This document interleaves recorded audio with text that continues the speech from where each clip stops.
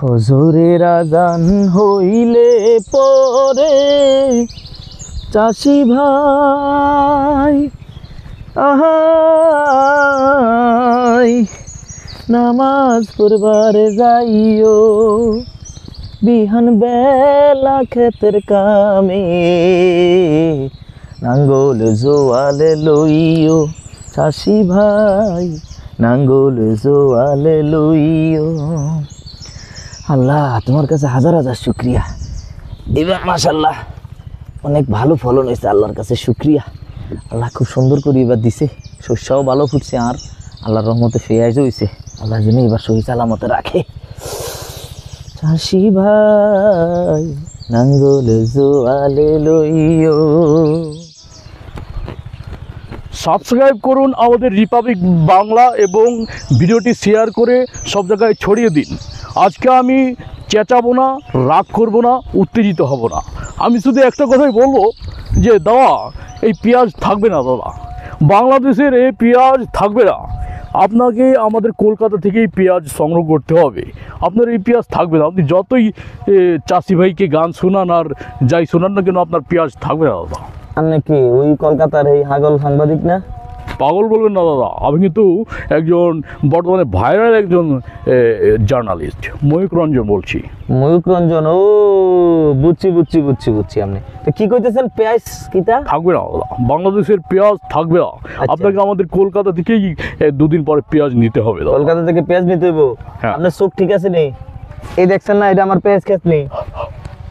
হ্যাঁ, পেঁয়াজ ক্ষেত না এটা আমার, আলহামদুলিল্লাহ। এটা না শুধু এই দিকটা যা দেখতেছেন, এই যে আমাদের যে ওস্তাদ, আমাদের যে মালিক, সেই মালিকের কাজ আমরা যারা করি, এই দিক দিয়া এই মাসে মাসে দুই একটা সরিষা ক্ষেত ছাড়া সব হলো পেঁয়াজের ক্ষেত। শুধু এটা না, আরো এবারে একবার আমাদের এই ফরিদপুর, নগরকান্দা, টগরকান্দা, দক্ষিণবঙ্গের সব এগুলি আছে না, সব হলো পেঁয়াজের ক্ষেত।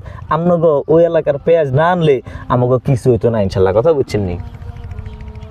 তোর ফরিদপুর, নগরকান্দা, আমাদের কলকাতার পেঁয়াজ না হলে তোমাদের বিরিয়ানি হবে না দাদা। বিরিয়ানি হবে না? বিরিয়ানি প্রকৃত স্বাদ পেতে হলে আমাদের ওই গঙ্গার জল থেকে কিন্তু পেঁয়াজ ধুয়ে আনতে হবে, কলকাতার পেঁয়াজ বলে দিলাম। আমাদের মোস্তাক ফৈজ হিসাবে রোয়াজ তো অন্য না, চিনবেন থেকে আপনারা। এবারটা কি কইছে জানেন নি?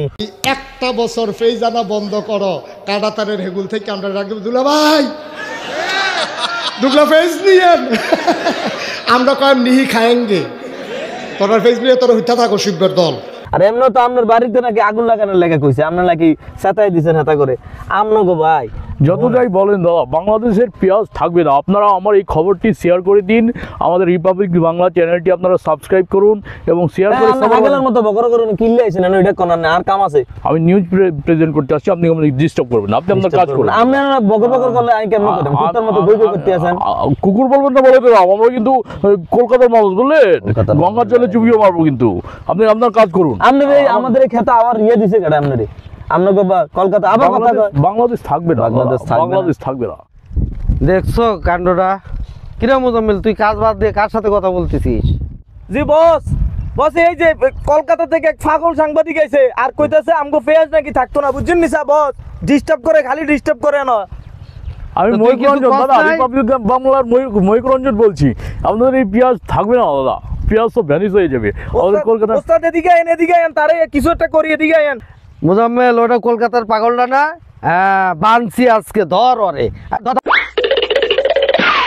বাংলাদেশ থাকবে না ভাই, বাংলাদেশ থাকবে না, বাংলাদেশ থাকবে না দাদা, বাংলাদেশ থাকবে না। আমার খুলে গেল ভাই, আমার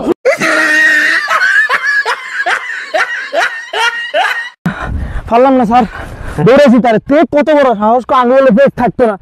আমরা বাংলাদেশের মানুষ, ৭১ যুদ্ধ করে জিতে গেছি আমরা। এত সাধারণ ফেজের লেগে বলে আমরা মরে যাবো, তার কত বড় সাহস। বাংলাদেশের মানুষ, তোরা বেটা ফেজ না দিলে কি হয়েছে? তোরা ফেজ দিস না, ডাইল দিস না, চাইল দিস না, কিচ্ছু দিচ্ছা। আমরা কাম করি খাম, আমরা কৃষক মানুষ, আমরা কাম করি খাওয়ার অভ্যাস আছে। হাগল কোনানের ঠিক স্যার। এরপরে আসলে সাথে সাথে আমার ফোন বান্দিরি কেন স্যার? বান্দিরি ফোন দিবি।